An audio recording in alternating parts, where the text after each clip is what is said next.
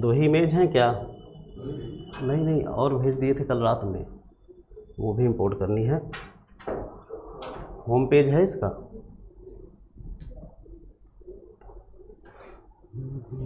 इसमें home page है इसका? तेरे लिए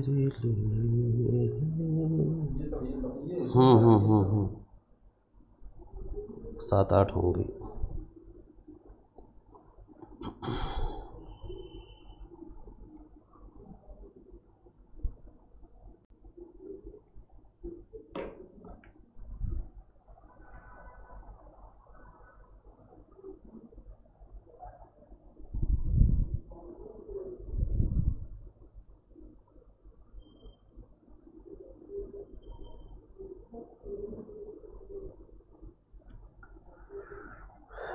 एसी चल रही है, गर्मी लग रही है हमें।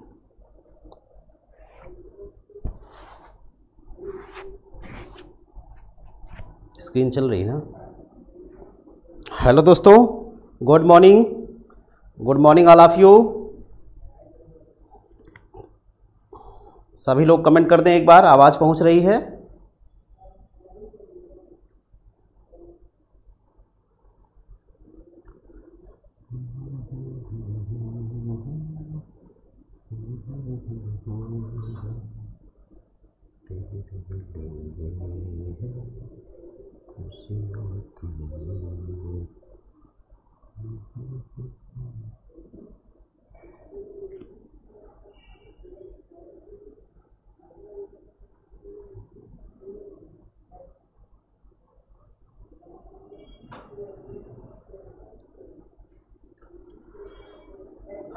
Okay, Gaurav Singh good morning, Sarvesh good morning, Mahendra Verma, मेघना Verma, Jitendra Kumar, okay okay, yes sir, ठीक है ठीक है, सब लोग ठीक हैं, पढ़ाई चल रही है ठीक से? सर एक दिन ज्योग्राफी की क्लास करा दो।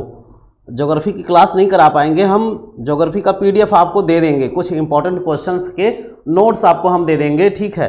क्योंकि सबका ज्योग्राफी नहीं है, ज्योग्राफी से कुछ इंपॉर्टेंट क्वेश्चन बनते हैं जो जीएस के पॉइंट ऑफ व्यू से होगा सबके लिए, वो मैं कर दूंगा, ठीक है? सुखवीर सिंह, मेघना जी सही कह रही हैं। अरे भाई कुछ अपने से भी पढ़ो। गौरव कह रहे हैं सर कुछ दिख नहीं रहा है, दिखेगा दिखेगा भी। इधर से कैमरा बंद हुआ क्या? अच्छा ठीक है ठीक है ठीक ठीक है।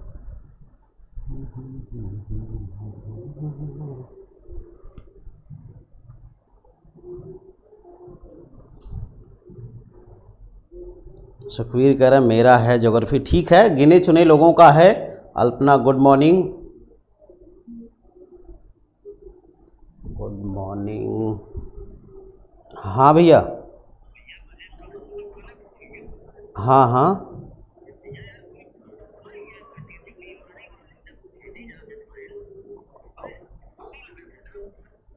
अरे वो लेखपाल के पास मिल जाएगा आपको।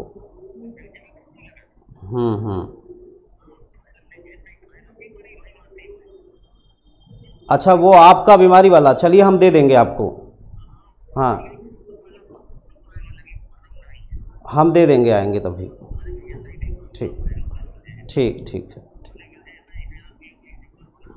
मिल जाएगा मिल जाएगा, चलिए आते हैं देते हैं, ठीक ठीक।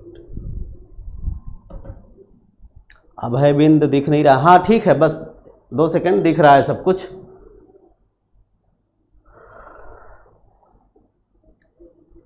एक इमेज उल्टी थी,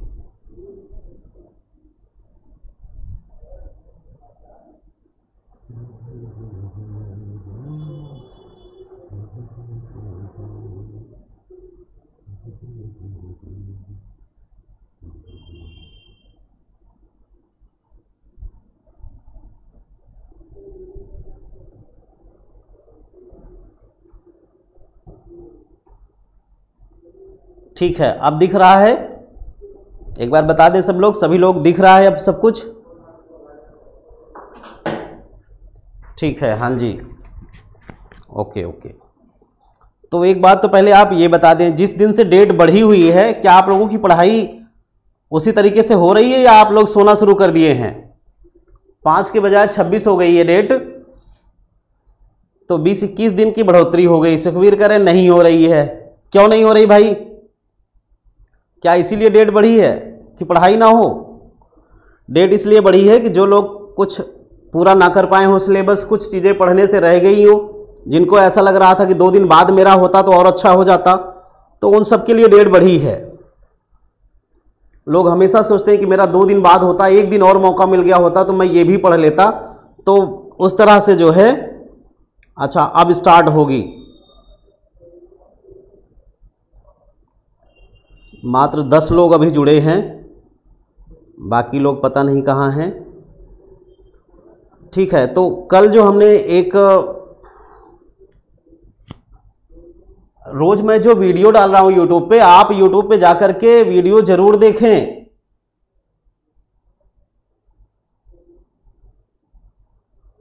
यूट्यूब पे जाके वीडियो जरूर देखें। जो क्वेश्चंस रोज पूछे जा रहे हैं उस पे मैं बार बार कह रहा हूं कि मैं वो यूट्यूब पे डाल दे रहा हूं, आप उसके माध्यम से क्वेश्चन पा जाएं कि क्या क्या पूछा जा रहा है और उसके अकॉर्डिंग भी थोड़ी सी तैयारी करें। सत्यप्रकाश ओके, जितेंद्र जी गुड मॉर्निंग। ठीक है, तो कुछ क्वेश्चंस जो पूछे गए थे अभी तो कुछ वीडियो में पड़ गए हैं। देखिए ये भी कल पता चला है कि ये भी पूछा गया है, तो तब तक मैं स्टार्ट करता हूं, लोग जुड़ते रहें।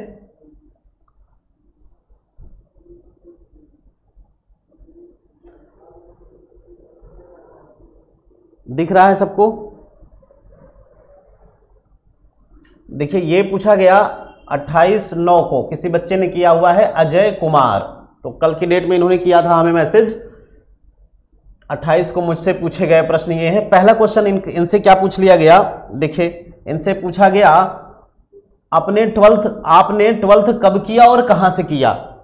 तो इसमें आपको बताना क्या, 12th कहां से किया, तो आपका कॉलेज का नाम प्लस जगह भी बतानी है।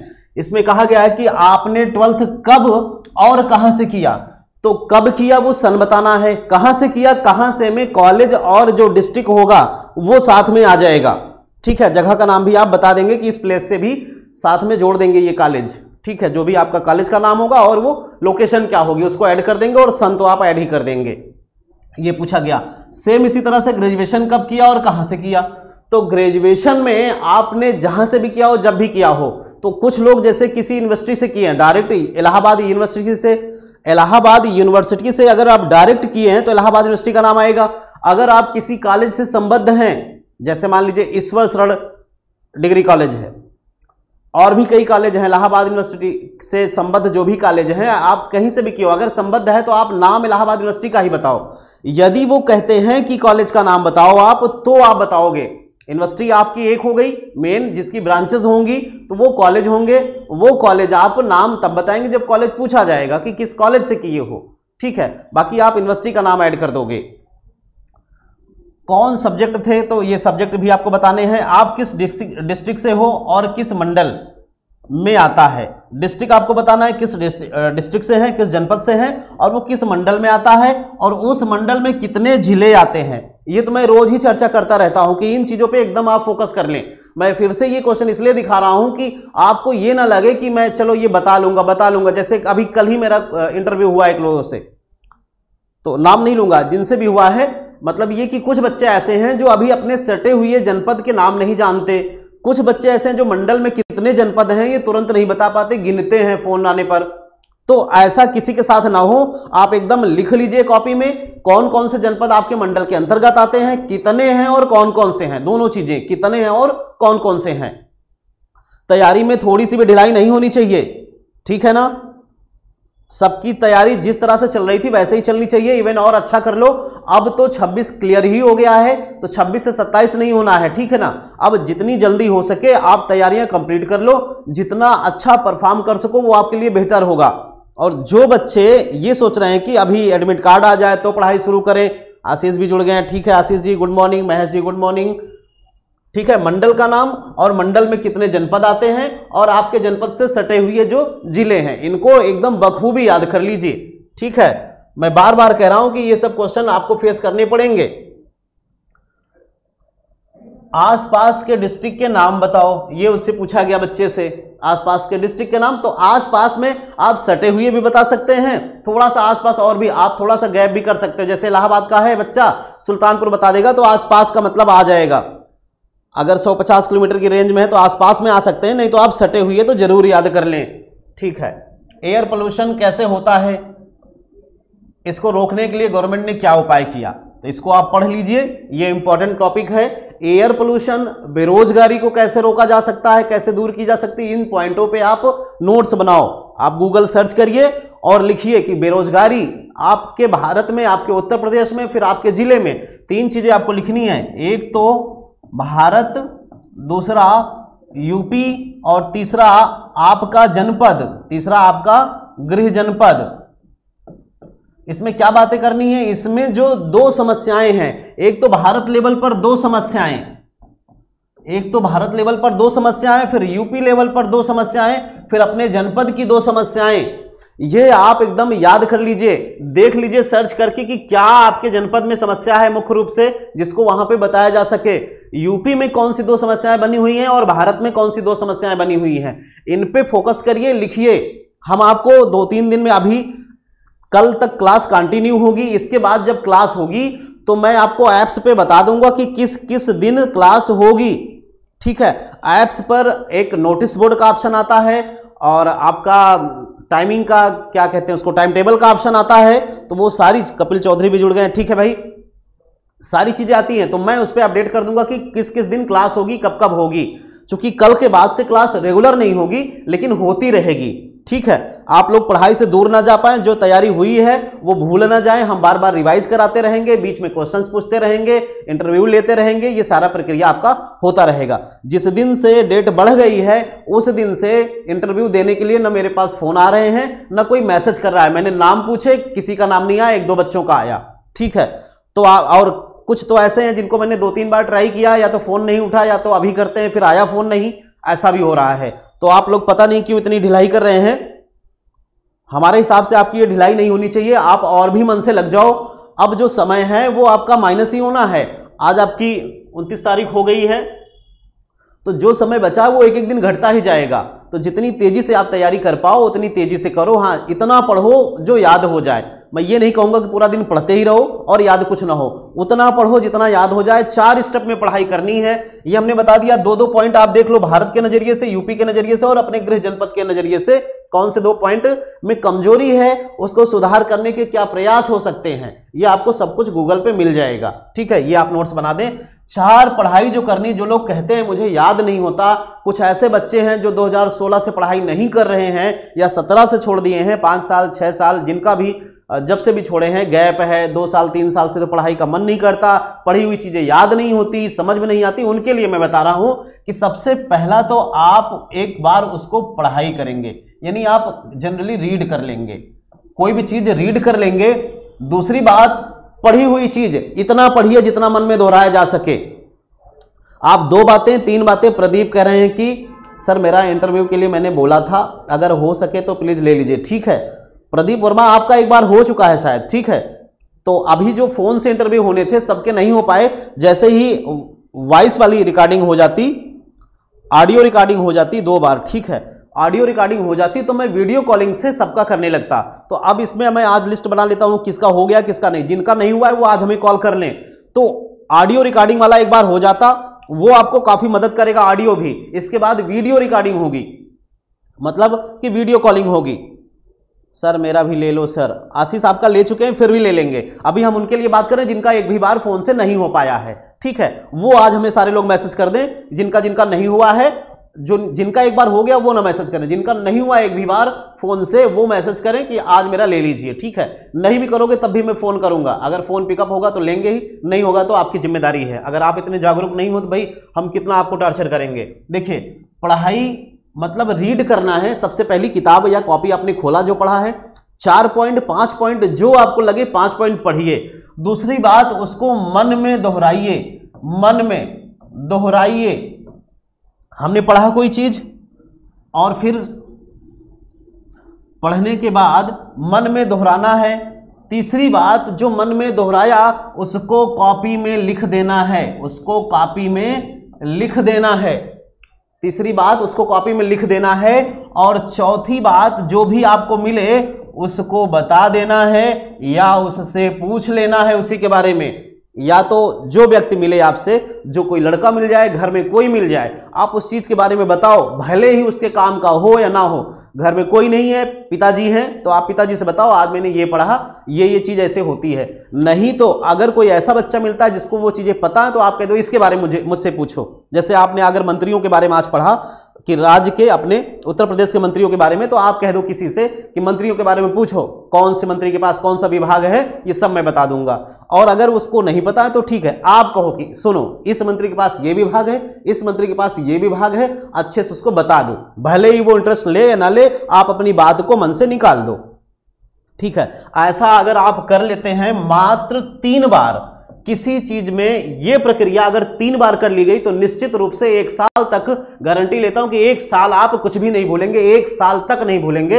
ये अगर ऐसी प्रक्रिया 3 बार हो गई, 1 दिन 2 दिन के गैप पर, एक बार आपने कर लिया, आपको पता चल जाएगा। जो पढ़ लिया, मन में दोहराने पर अगर कोई छूट गई बात तो उसको आप देख लीजिए। मन में दोहराने पर अगर कोई चीज छूट गई, जितने भी बच्चे पढ़ाई में अभी कम रुचि ले रहे हैं, वो इस तरह से पढ़ाई करें। जिनको याद करने में तकलीफ हो रही है, याद नहीं हो रहा है, ठीक है, जो भी गिला शिकवा जैसे भी है, जो भी है, सारी चीजें तभी दूर हो पाएंगी। मन में दोहरा लें, जो पॉइंट छूट जाए आप देख लें इसको, और उसके बाद मन में दोहराने के समय अगर देख लिया तो अब इसको जो है कॉपी में लिखो। ऐसा नहीं कि यहां से देख करके, आप कॉपी में जो पॉइंट याद है वो लिखो। अगर भूलते हो तो एक बार माइंड में प्रेशर दे लो, जोर दे लो, याद आ जाता है तो ठीक है, नहीं तो फिर से देख लो। और देखने के बाद अब आपकी प्रक्रिया लास्ट है क्या, किसी से बताना या किसी से पूछना। इतनी प्रक्रिया सब लोग करेंगे, ठीक है, तो आपकी तैयारी इतनी बेस्ट हो जाएगी कि हमें कुछ कहने की आवश्यकता नहीं होगी। जो भी चीज आप पढ़ोगे एकदम आपको याद रहेगा। हमारे सवाल आधे सुनोगे, उसके आंसर पहले दे लोगे। अब देखो, इसमें कुछ और पूछा गया था, सवाल आप देख लो क्या पूछे गए थे क्वेश्चन। हिंदी के वीर रस के कवियों का नाम। तो जिनका हिंदी सब्जेक्ट है वो कुछ कवियों के नाम, कुछ रचनाएं, ये सारी चीजें आप पढ़ लेंगे। नहीं भी है तो भी थोड़ा थोड़ा आप हिंदी का भी सारांश देख लें, हिंदी से भी पॉइंट कुछ देख लें। प्रयागराज क्यों प्रसिद्ध है? गंगा के किनारे जो डिस्ट्रिक्ट है उनके नाम बताइए। गंगा के किनारे जो डिस्ट्रिक्ट है उनके नाम बताइए। और वाइस प्रेसिडेंट के नाम, 5 वाइस प्रेसिडेंट के नाम बताइए। फ्रांस की राजधानी क्या है? फ्रांस के प्रेसिडेंट कौन है? महावीर प्रसाद द्विवेदी जी कौन थे? और भारत का कॉन्स्टिट्यूशन, संविधान कैसा है और क्यों है?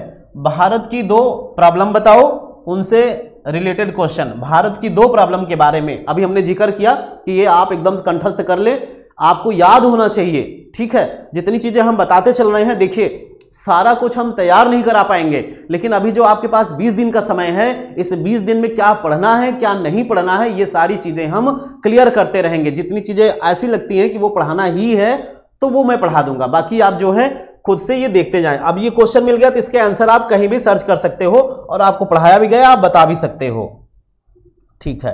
तो एक क्या है, कॉन्स्टिट्यूशन में कितनी अनुसूचियां हैं? तो ये अनुसूचियों, किसी 3 अनुसूची के बारे में बताया। अतुल सर ने आपको पढ़ाया है 12 अनुसूची, तो उसमें से इन्होंने पूछा है कि 3 अनुसूची के बारे में बताइए और कितनी है। सबसे पहले तो कितनी ये बताओ। जब आप इसका आंसर दे लोगे तो उन्होंने कहा 3 के बारे में बता दो, ठीक है।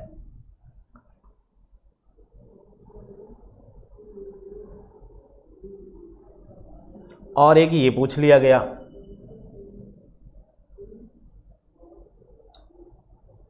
अच्छा उसी में कुछ क्वेश्चन बच गए थे। ये अनुसूची हो गया था, ठीक है।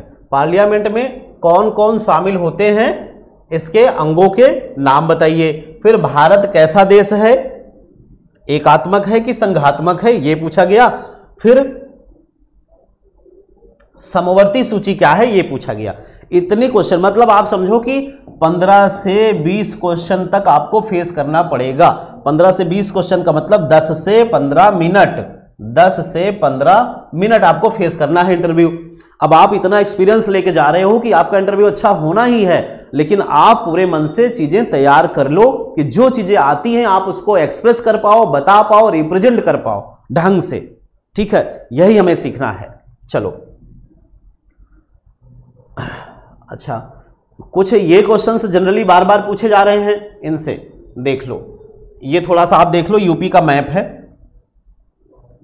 दिख रहा है,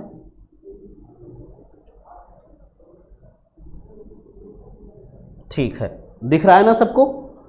तो इससे जो क्वेश्चन पूछे गए हैं ये पूछे जा सकते हैं, वो मैंने बताया। क्या पहले भी मैं बता चुका हूं कि आप अपने जनपद के बारे में, जनपद मंडल किसमें है, वो आपका जनपद किस मंडल में है, उस मंडल में कितने जिले हैं, आपका जिला किससे किससे सटा हुआ है या आसपास के जिले, और फिर अगर राज्यों से लगा है तो, राज्यों की सीमाएं से लगा है तो, देश की सीमा से लगा है तो, इतने के आपको जानना है। ओके सर जी, ठीक है। बताइए भाई, मैं जो चिल्ला रहा हूं क्लियर हो रहा है कि नहीं? इतनी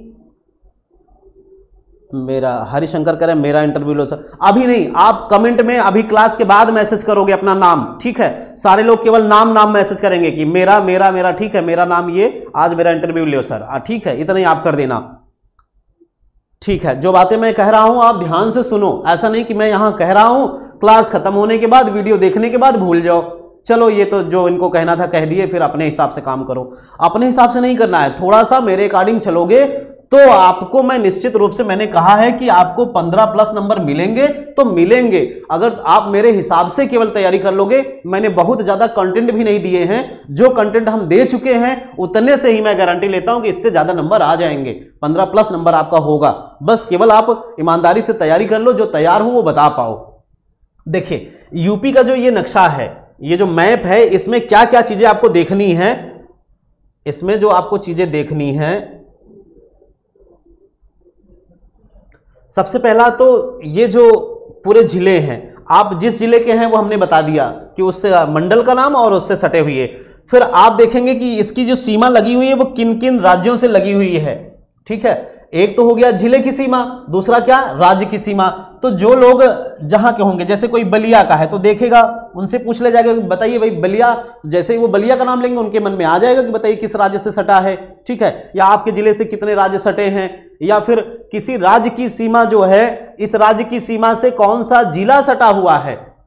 अगर बिहार राज्य सटा है तो बिहार राज्य की सीमा से कौन सा जिला आपके जिले से सटा है, यह भी पूछा जा सकता है। तो आप बिल्कुल पढ़ लें, सर आपकी तैयारी के अनुसार 17+, ठीक है भाई, ठीक है, बहुत बहुत धन्यवाद। सबके 18, 19, 20 नंबर ले आओ। हम कहते हैं कि इंटरव्यूअर देने पे मजबूर हो जाए, भाई इतना अच्छा बता रहा है, इसका नंबर हम कैसे काटें, ये बात सोचने पे मजबूर हो जाए कि मैं इसको 20 में 20 दूं, ठीक है।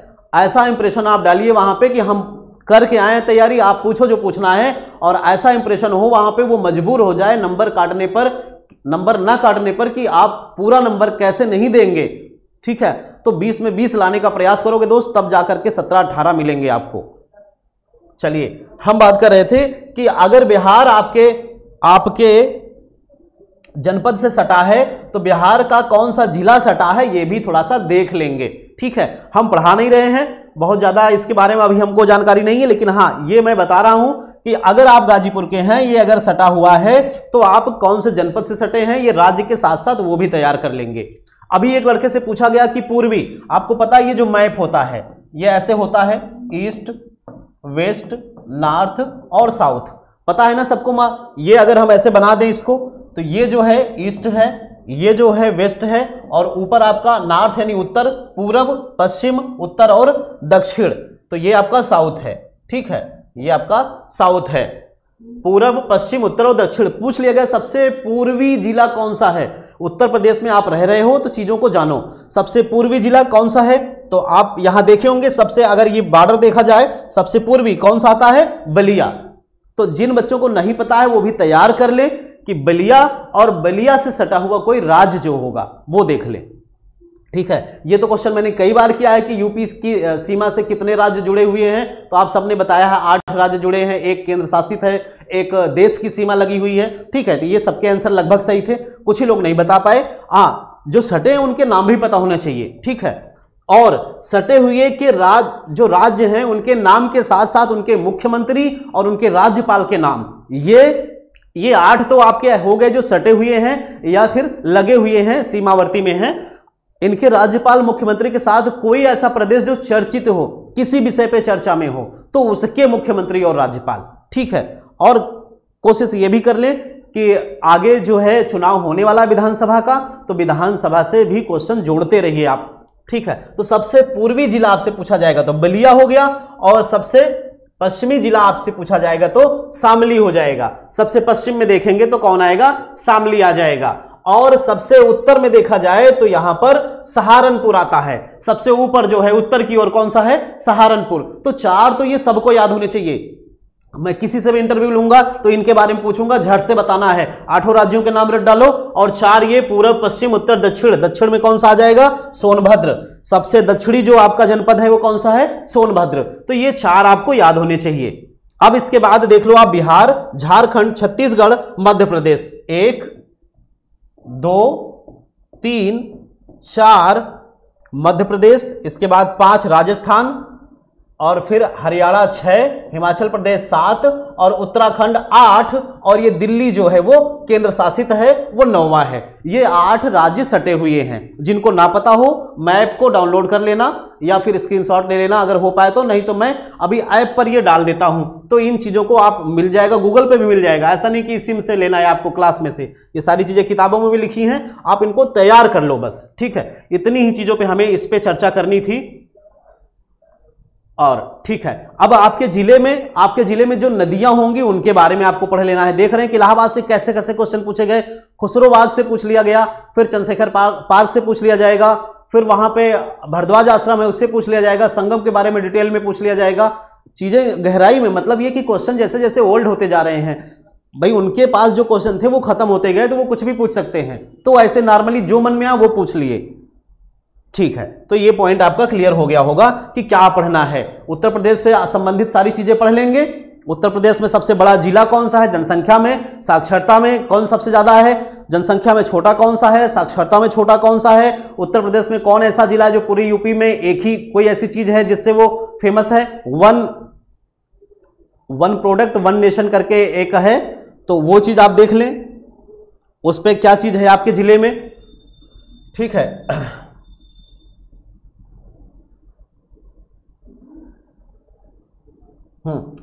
एक ये देखिए, इसको जो है अभी एक दिन पूछा गया था एक बच्चे से, तो हमने ये ले लिया है। आप इसको थोड़ा सा देख लें, आपको पता भी होगा, शायद नहीं पता होगा तो देख लें। जनसंख्या की दृष्टि से भारत का सबसे छोटा जिला अभी केवल यूपी का नहीं था, अभी हमने यूपी का बता दिया सबसे छोटा जिला, तो भदोही आप बता दोगे। फिर सबसे बड़ा कौन सा होगा, इलाहाबाद हो जाएगा। लेकिन ये भारत में बात की जा रही है, भारत में आपको क्या क्या चीजें पढ़नी है वो अभी हम बता देते हैं कुछ और।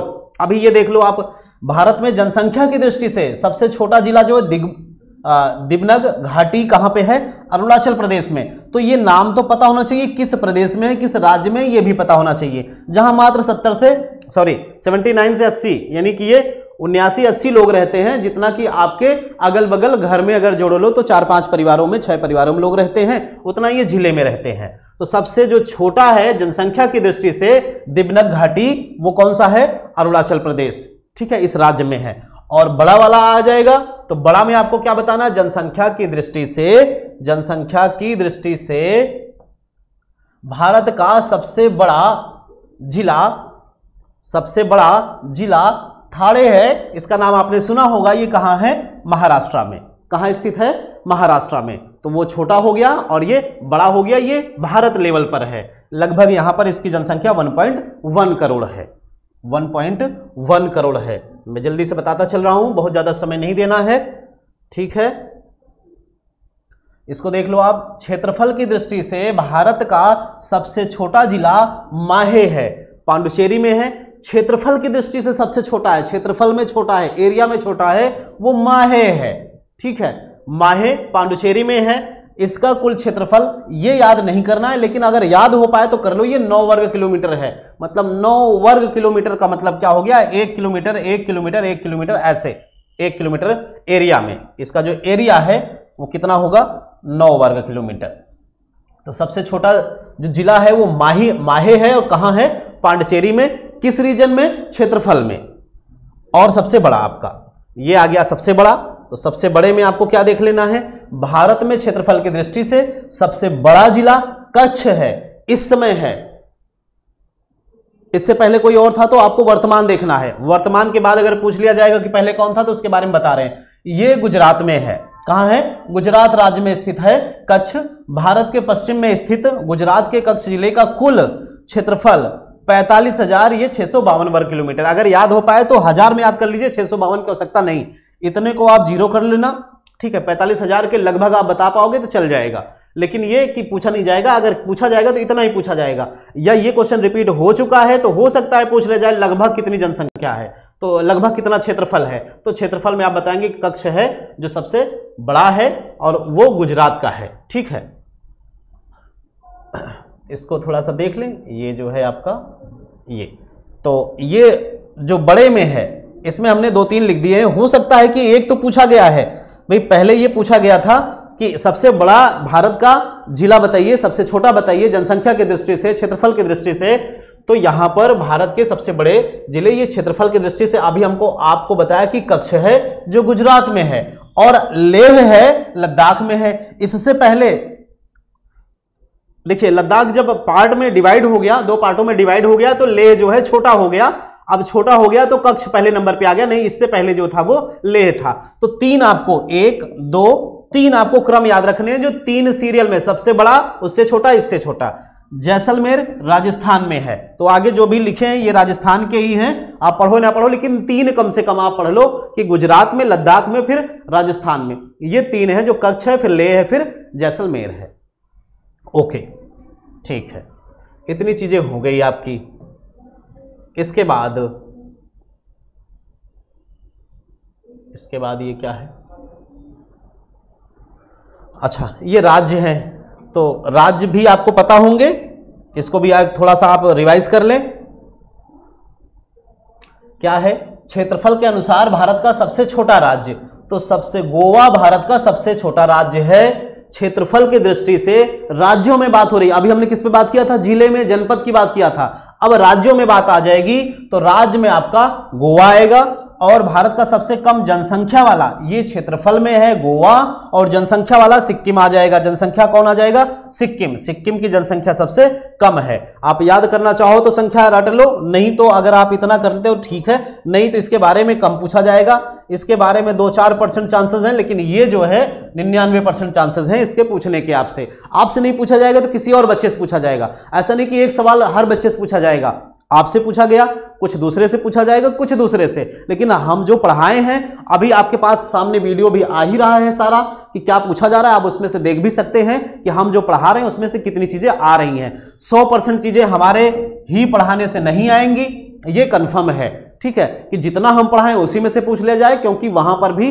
वो काफी एक्सपीरियंस होते हैं, काफी पुराने हैं वो, उनको भी बहुत चीजों की जानकारी है, हमसे बहुत ज्यादा जानकारी है, कई क्षेत्रों की जानकारी है, तो वो किसी भी क्षेत्र से कोई क्वेश्चन पूछ सकते हैं। तो 100% हम ये नहीं कहेंगे कि मेरे ही पढ़ाई से आ जाएगा, लेकिन हाँ मैक्सिमम चीजें आपको इस वीडियो से या हमारी पढ़ाई हुई चीजों से मिल जाएगा, ठीक है। तो एक हो गया गोवा जो है क्षेत्रफल की दृष्टि से आपका छोटा हो गया, और जनसंख्या की दृष्टि से सिक्किम हो गया। इसके बाद आ जाएगा बड़े में, देख लो बड़े में क्या आ जाएगा। देखो भाई, जनसंख्या के अनुसार भारत का सबसे बड़ा राज्य कौन सा है, तो आपको पता है आप जहां रह रहे हो वही है। इसको तो हमने कई बार पूछ ही लिया। उत्तर प्रदेश कई मामलों में आगे है, वो जनसंख्या में भी आगे है, ठीक है। उत्तर प्रदेश की कुल जनसंख्या ये 19-20 करोड़ के लगभग आप बता सकते हैं। और देखिए क्षेत्रफल के अनुसार भारत का सबसे बड़ा राज्य तो हो गया। अच्छा एक मिनट, क्षेत्रफल वो तो जनसंख्या के हिसाब से था, क्षेत्रफल की दृष्टि से कौन सा है? राजस्थान। क्षेत्रफल की दृष्टि से राजस्थान, और क्षेत्रफल की दृष्टि से अपना जो है वो 4थे नंबर पे है उत्तर प्रदेश, ठीक है। तो ये सबसे बड़ा राज्य है। और क्या बच गया? इतनी चीजें बच गई। और ये कुछ इंपॉर्टेंट हैं, नवंबर दिसंबर, अक्टूबर नवंबर दिसंबर, इसके कुछ जो है डेट्स याद करने हैं आपको। ये डेट्स आपको याद करनी है।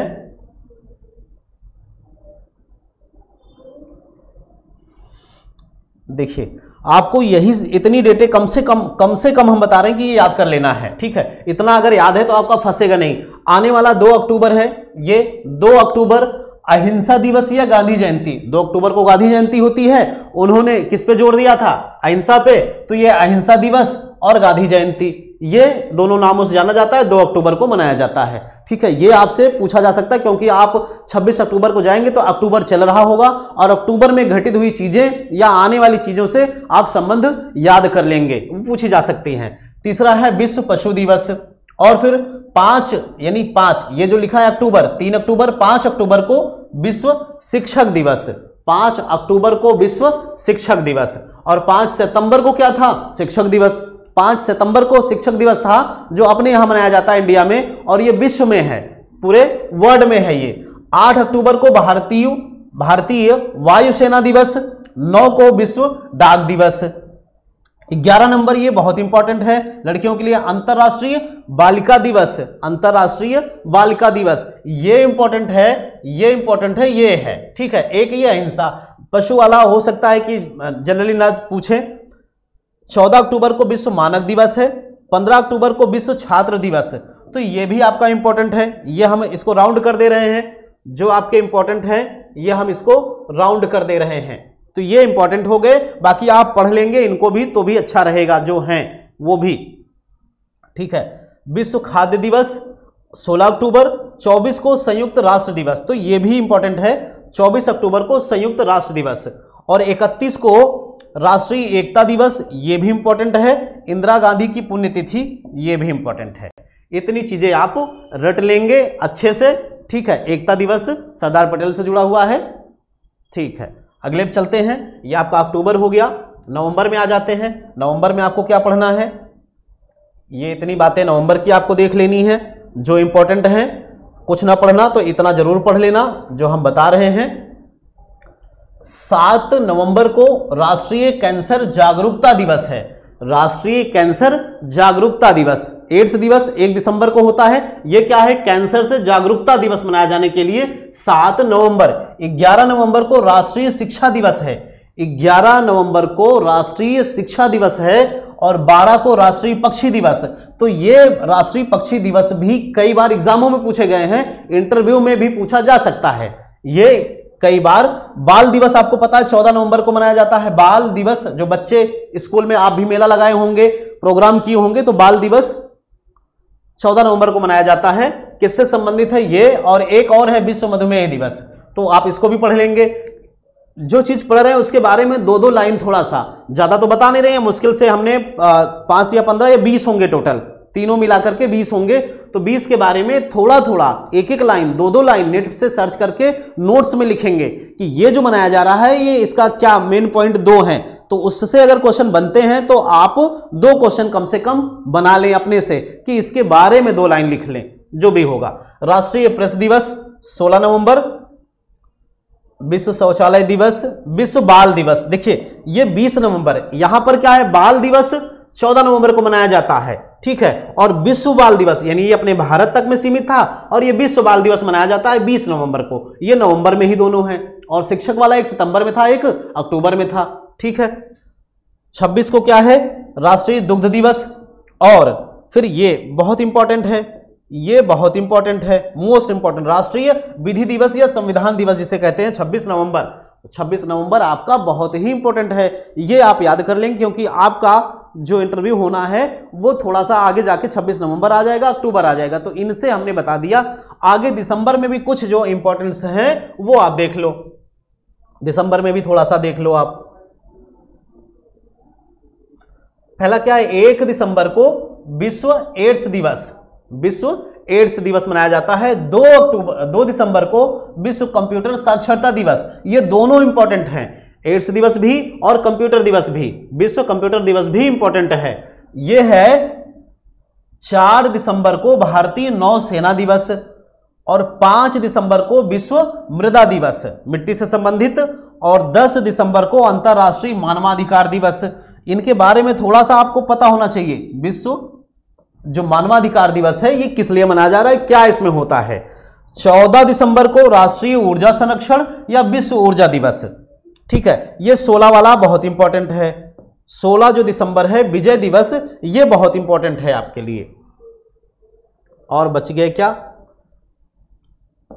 23 दिसंबर को पराक्रम दिवस और 24 को राष्ट्रीय उपभोक्ता अधिकार दिवस और 25 को सुशासन दिवस अटल बिहारी, ये सुशासन दिवस 25 तक। इतनी चीजें जो हमने बताई इसको आप लर्न कर लेंगे। सर सबसे छोटा जिला कौन सा था पॉपुलेशन में?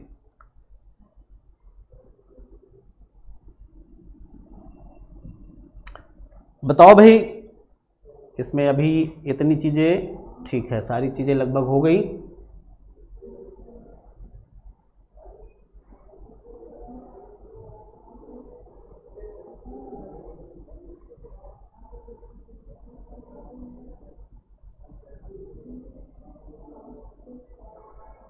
ठीक है, एक जो है ये थोड़ा सा देख लें। बहुत ज़्यादा क्वेश्चन तो नहीं पूछे जा रहे हैं, लेकिन थोड़ा सा आप इसको देख लें। साफ नहीं दिख रहा है शायद ये,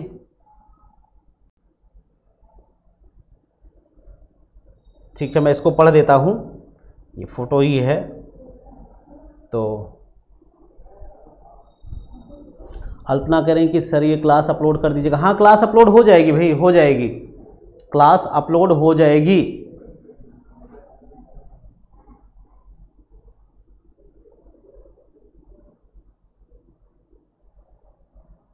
संदीप गोंड कह रहे हैं कि थाने तो बड़ा है भाई। हाँ ठीक है, सुखवीर करेंगे जी, ठीक है भाई। देखिए कोरोना से संबंधित जो है, कोरोना से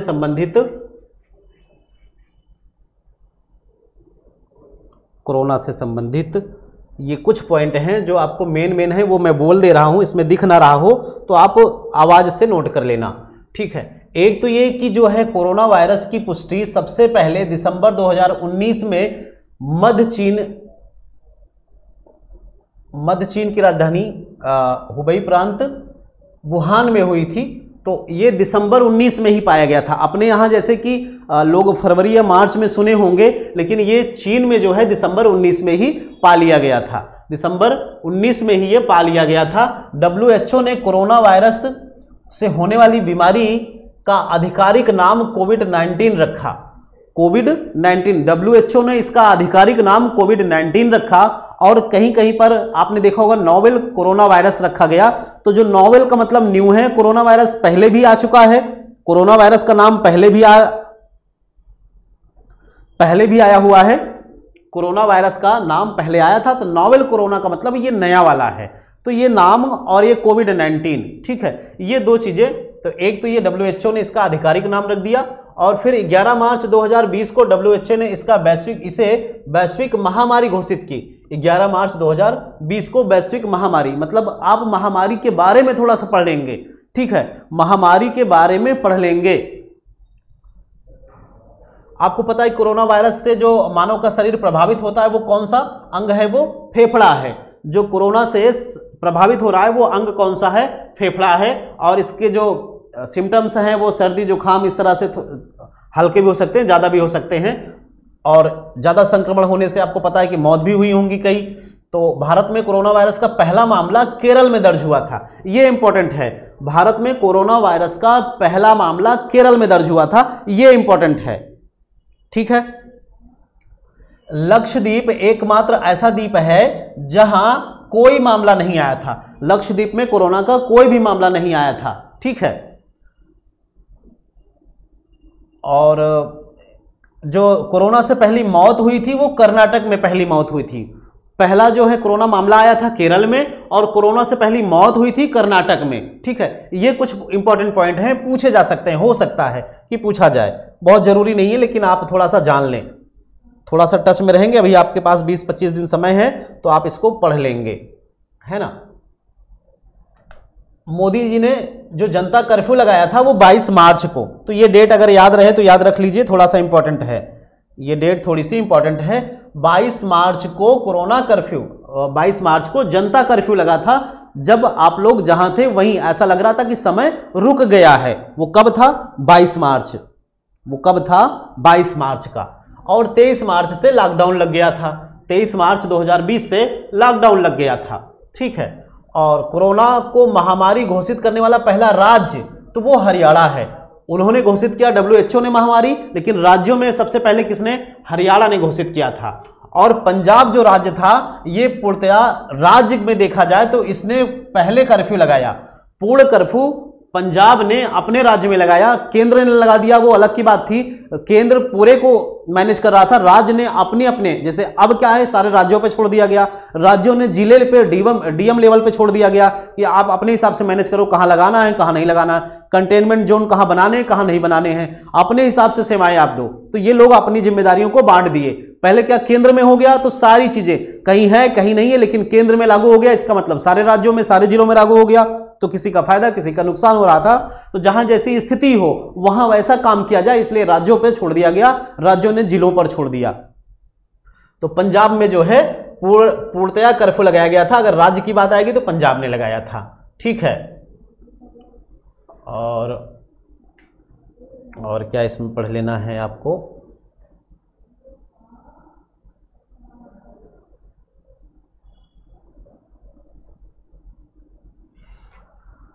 चलो ठीक है। थोड़ा सा कोरोना के बारे में आपको और भी कुछ मिल पाए तो आप पढ़ना, और एक दो पॉइंट के बारे में हमें और चर्चा करनी थी, वो क्या है ये देखिए, मैथ में कुछ पॉइंट ऐसे हैं, मैथ में कुछ पॉइंट ऐसे हैं जो हाई स्कूल में हैं। जैसे एक दिन क्या पूछा गया था आपको बताएं, उस दिन क्या पूछा गया था, प्रायिकता, प्रायिकता यानी प्रोबेबिलिटी पूछी गई। तो प्रायिकता पूछ लिया गया या औसत पूछ लिया गया, तो आपको मैथ में ज्यादा तो नहीं पढ़ना, लेकिन इन शब्दों के बारे में, यानी इसमें पढ़ते क्या है, इसमें होता क्या है, ये आपको जानकारी लेनी है।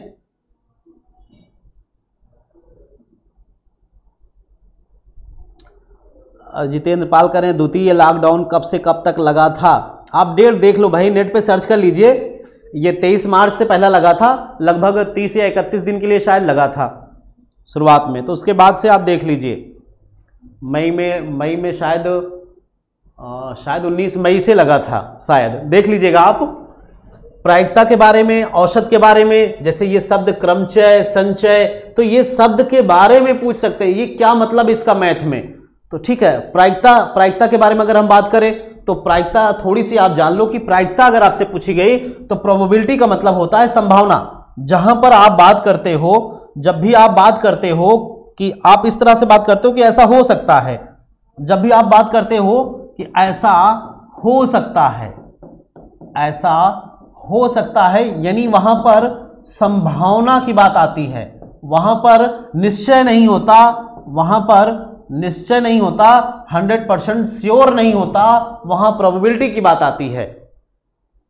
ठीक है, तो हम गेस करते हैं, अगर प्रोबेबिलिटी वहां पर श्योर हो गई तो घटना पूरी घटी जाएगी, और कभी कभी क्या है नहीं। तो दो चीजों को आपको समझना है कि प्रोबेबिलिटी क्या है। अगर आपसे प्रायिकता फिर से पूछ लिया जाए किसी से, तो प्रायिकता क्या है, किसी घटना के घटने की प्रायिकता, किसी घटना के घटने की संभावना, ऐसा कहेंगे। किसी, आपको बहुत ज्यादा नहीं जानना है, किसी घटना या इवेंट, घटना के घटने की संभावना, किसी घटना के घटने की संभावना को प्रायिकता कहते हैं। जैसे आप पढ़ रहे हैं तो आपका सिलेक्शन होगा कि नहीं होगा, अभी कुछ नहीं पता। जैसे आप कोई एग्जाम देते हैं, जैसे आप कोई एग्जाम देते हैं, तो जब तक रिजल्ट नहीं आया है वहां दो बातें हो सकती हैं, या तो पास और या तो फेल, या तो पास या तो फेल। तो दो चीजें हैं, मतलब ये भी हो सकता है ये भी हो सकता है। तो कुल चीजें कितनी हो गई, दो। आपको ये थोड़ा सा डिटेल में पढ़ लेना है, अंश और बटे में हर, अंश हर। जैसे आप कोई परीक्षा 100 नंबर की हुई तो आप नीचे लिखते हो, और अगर 80 नंबर पा गए तो ऊपर लिखते हो। 100 जो है वो टोटल वैल्यू को रिप्रेजेंट करता है, और अंश जो है उसमें से पाया गया या जितने की जिक्र हो रही है, जितने की चर्चा हो रही है, उसकी बात करता है। 26 सितंबर को लगा था, नहीं भाई ये दूसरा पूछ रहे हैं, उसी समय का दूसरा। ठीक है, आप देख लीजिएगा।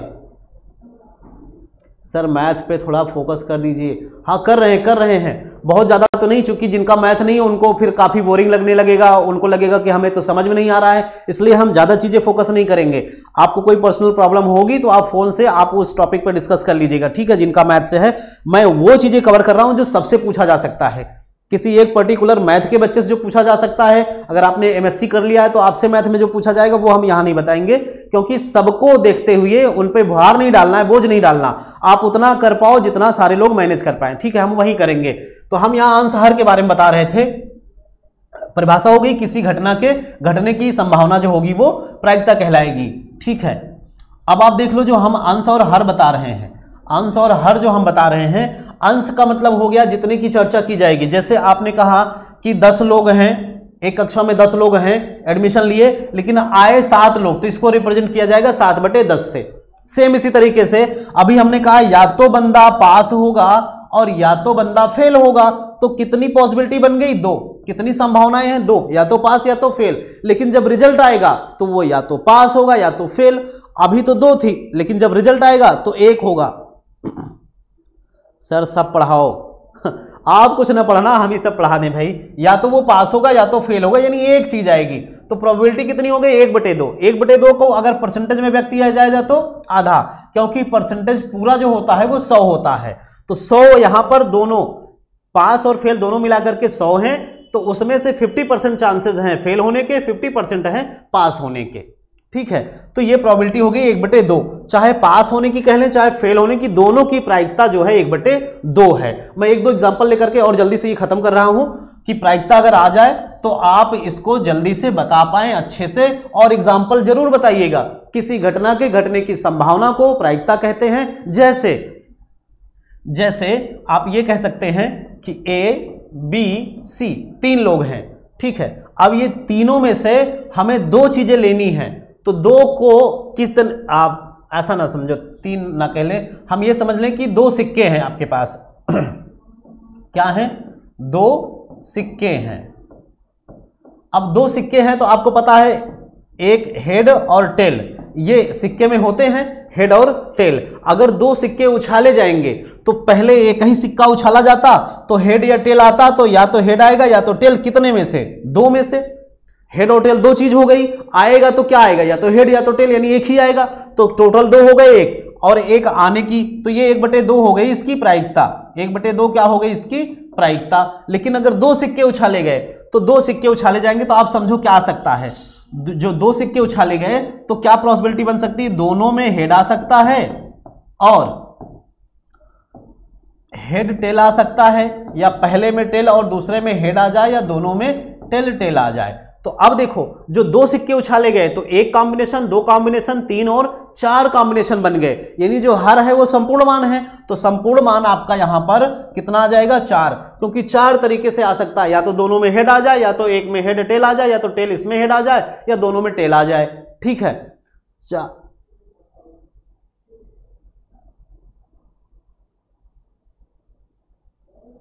अच्छा, आपको जो लगे पूछा जा सकता है वो पढ़ाओ, ठीक है भाई, हम पढ़ा रहे हैं। तो देखो आप ये समझ लो, जल्दी से समझ लो, इस पे ज्यादा समय नहीं व्यर्थ करेंगे, क्योंकि ये सबसे नहीं पूछा जाएगा। जो थोड़ा सा ठीक ठाक लगेगा, उनको लगता है कि हाँ इनसे पूछा जाए, जो लगता है कि ये थोड़ा तेज दिमाग के लग रहे हैं, इनका मैथ से रुचि है, मैथ सब्जेक्ट है, तो उनसे जनरली ये पूछ लिया जा सकता है। 4 हो गई, कह दिया दोनों में हेड आने की प्रायिकता, तो दोनों में हेड एक तरीके से आ सकता है, दोनों में हेड एक तरीके से आ सकता है। ये आपका एक आंसर हो गया। क्या? ये प्रायिकता हो गई किसकी? दोनों में हेड आने की। दोनों में टेल आने के लिए एक ही तरीका है, कितने में से? 4 में से। कुल तो संभावनाएं 4 है, जिसमें से एक आ सकता है। एक में हेड एक में टेल कह दिया, एक में हेड और एक में टेल। तो देखो हेड है, टेल है, टेल है, हेड है। एक में हेड या एक में टेल, एक में हेड एक में टेल, तो आने के लिए 2 रास्ते हैं, हेड टेल आ जाए या टेल हेड आ जाए। कितने में से? 4 में से। इसको कैंसिल करोगे तो क्या आ जाएगा? 1/2। इतनी बातें प्रायिकता पे जाननी है बस। टोटल मान हमेशा नीचे होता है, और जो उसमें से, जैसे ये कह दिया जाए, आपने लूडो की गुट्टी देखी होगी, तो उसमें जो है क्या होते हैं? 1 से लेकर के 2, 3, 4, 5, 6, ये 1 से लेकर 6 अंक होते हैं लूडो की गुट्टी में, देखा होगा आपने।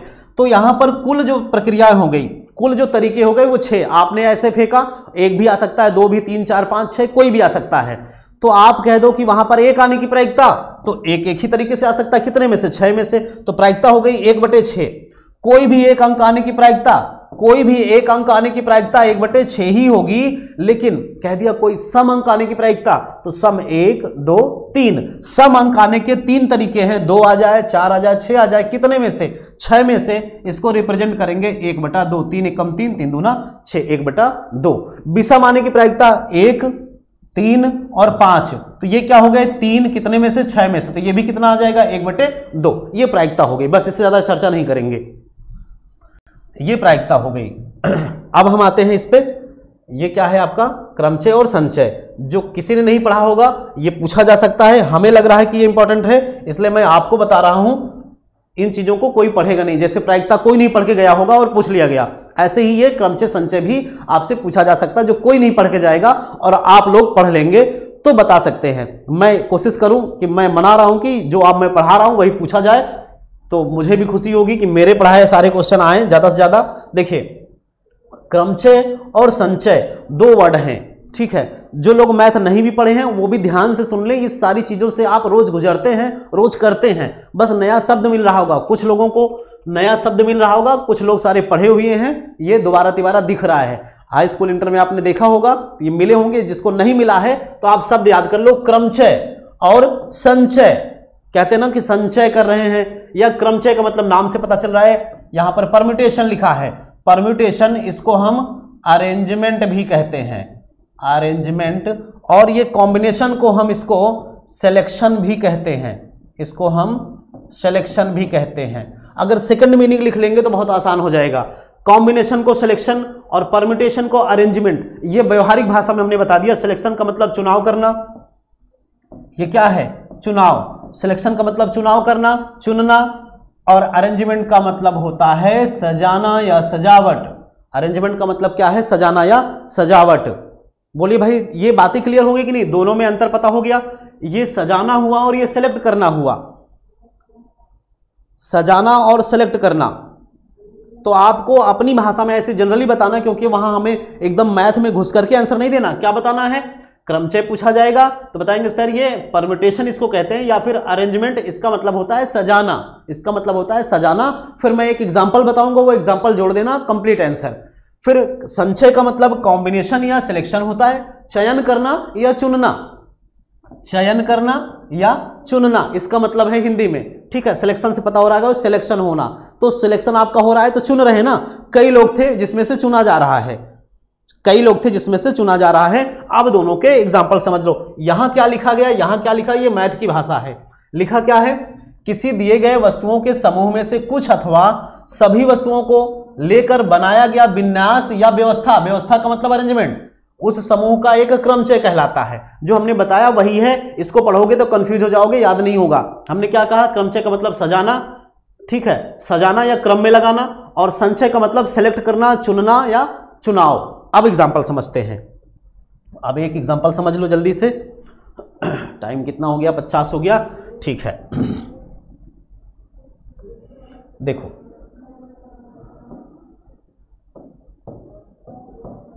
अब हमें एग्जाम्पल पढ़ना है, मेन यही है एग्जाम्पल भैया, क्रमचय और संचय। मैं इसलिए बता रहा हूं कि आपसे पूछ लिया जाए तो फिर ये छोड़ के मत आना कि मैं नहीं बता पाया। सर सेलेक्ट और सिलेक्शन में क्या अंतर है? सिलेक्टेड और सिलेक्शन में,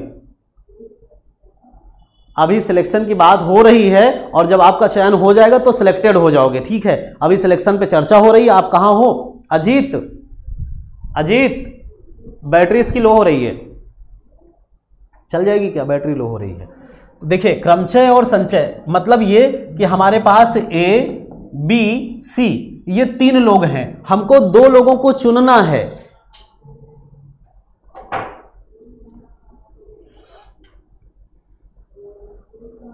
हमें 2 लोगों को चुनना है, तो ये हुआ सिलेक्शन, ये हुआ संचय। या 2 ना मान लो, आप कह दो कि भाई क्रिकेट टीम में 15 प्लेयर थे जिसमें से 11 का चुनाव करना है, 11 का चुनाव, 15 लोगों में 11 का चुनाव करना है, 11 लोगों की टीम का चुनाव करना है, तो ये संचय हुआ, सिलेक्शन हुआ। ये क्या हुआ? कॉम्बिनेशन। क्या हुआ? कॉम्बिनेशन। बताइए, क्लियर हुआ? चुनना है हमें, हमारे घर में मान लीजिए स्कूल में 2 लड़कों को प्रेयर के लिए चुनना है, तो बहुत सारे हैं, 2 को चुनना, क्या हो गया? संचय, सिलेक्शन। कॉम्बिनेशन, चुनना, ठीक है। 15 में से 11 को चुनना, ऐसा लिख दिया। 15 खिलाड़ी, चलो खिलाड़ियों में 11 का चुनाव या 11 को चुनना, ये क्या कहलाएगा? ये क्या कहलाएगा? संचय। अब आप समझो, इसको हमने ABC से अभी समझाना चाहा, तो ABC 3 है, 3 में से 2 को चुनना, तो 2 कोई भी आ सकते हैं, AB आ सकता है, AC आ सकता है, या BC आ सकता है। और अब इसको चुनने में हम ये नहीं कहेंगे कि यहां पर ऐसा हो सकता है BA, CA और CB, ये दोनों एक ही बात है। हमें 2 लोगों को चुनना है, भाई 2 लोग राम और श्याम ले लें, और हम चाहे श्याम राम कहें और राम श्याम कहें, बात तो एक ही हुई। हमें 2 लोगों को चुनना था, तो ये मैं इस पे एग्जांपल दे रहा हूं। तो ABC में हमें 2 लोग, 3 लोग थे, ABC में कितने लोग हैं? 3 लोग। 2 लोगों को चुनना है, यानी AB, AC, BC, ये चुनाव हो सकता है, ठीक है। ये हुआ चुनना। लेकिन इसको समझो, ABC, इसका मतलब है क्रम से लगाना या सजाना।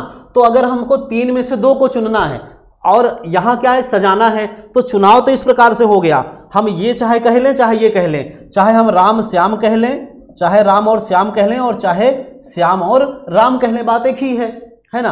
अब यहां अरेंज करने की बात आई, 3 में से 2, तो आप अरेंज कर सकते हो AB और BA। बताओ, सजाने का मतलब, पहले फूल आपने रख दिया लाल वाला फिर काला वाला, तो देखने में अलग होगा। पहले रख दिया काला वाला फिर लाल वाला, अलग होगा। एक लड़की इधर खड़ी है, लड़का खड़ा है, देखने में लुक अलग होगा। दोनों लड़कियां होंगी, अलग होगा। दोनों लड़के होंगे, अलग होगा। लड़की इधर होगी, लड़का उधर हो गया, तो लुक अलग होगा, ठीक है। आप कभी कमरे में अपना बिस्तर इधर कर देते हैं, कभी उधर करते हैं, मेज इधर करते हैं, मेज उधर करते हैं, तो लुक चेंज होता है। तो ये हुआ सजाना। कभी A को इधर किया, कभी B को उधर किया, ये हुआ सजाना। तो A और B को लेकर के 2 तरह से सजाए जा सकते हैं। ऐसे हमने यहां पर BC को ले लिया, तो आप BC भी लिख सकते हैं, और फिर सजाने के लिए CB भी कर सकते हैं। फिर यहां से AC ले सकते हैं, AC ले लिया, और AC के बाद CA, तो ये हुआ सजाना। इसमें चीजें इधर उधर हो रही हैं, लेकिन इसमें इधर उधर नहीं होना है। ये 3 सिलेक्शन हुआ और ये 6 सजाना हुआ। बताओ, अंतर क्लियर हो गया? जल्दी से यस करो, आगे बढ़ें। जल्दी से यस कर दो, आगे बढ़ें। क्रमचय संचय एकदम कंप्लीट कर लेना। बहुत इंपॉर्टेंट लग रहा है मुझे कि जब प्रायिकता पूछी गई तो ये भी पूछा जा सकता है, ठीक है। जिनको क्लियर ना हुआ हो, वीडियो रिपीट कर लेना, ठीक है। अभी अपलोड हो जाएगी, तो आप रिपीट करके देख लेना, 1 बार 2 बार 3 बार। जैसे ही एग्जाम्पल समझ में आ जाएगा, चीजें समझ में आ जाएंगी। जितना हमने बताया वही बताना है। डेफिनेशन कुछ भी लिखी हो, नहीं रटना है, रट के पढ़ाई नहीं करनी है, ठीक है। आगे चलते हैं, देखते हैं इसमें कुछ बच गया, इसमें कुछ नहीं बच गया, ठीक है। और मैथ में आपको क्या पढ़ लेना है? जैसे औसत के बारे में पूछा गया है, तो औसत का फार्मूला जो आपको पता है वो क्या होता है? कुल राशियों का योग, कुल राशियों का योग और बटे कुल राशियों की संख्या। कुल राशियों की संख्या, कुल राशियों का योग, कुल राशियों की संख्या। तो ये क्या है? आप कह सकते हैं जो औसत है कुल राशियों के योग और कुल राशियों की संख्या का अनुपात है। कुछ भी ना बताओ आप, कुल राशियों की योग और कुल राशियों की संख्या का अनुपात है। अब ये योग है और ये संख्या है। अगर इसको यश से डिनोट करें, इसको यन से, तो आप कह सकते हो यश अनुपात यन या यश बटे यन कह सकते हो, ठीक है, सिंपल परिभाषा में। अच्छा, क्लास हो गई, पहले शुरू हो गई थी तो 1 घंटे कंप्लीट हो गए। चलो भाई,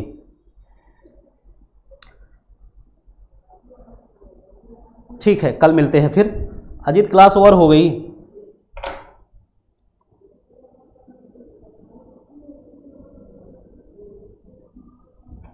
क्लास हो गई है, वो यूट्यूब पे जल्दी डाल देना, ठीक है। 1 घंटे का टाइम था, आज 5 मिनट ज़्यादा हो सकता था।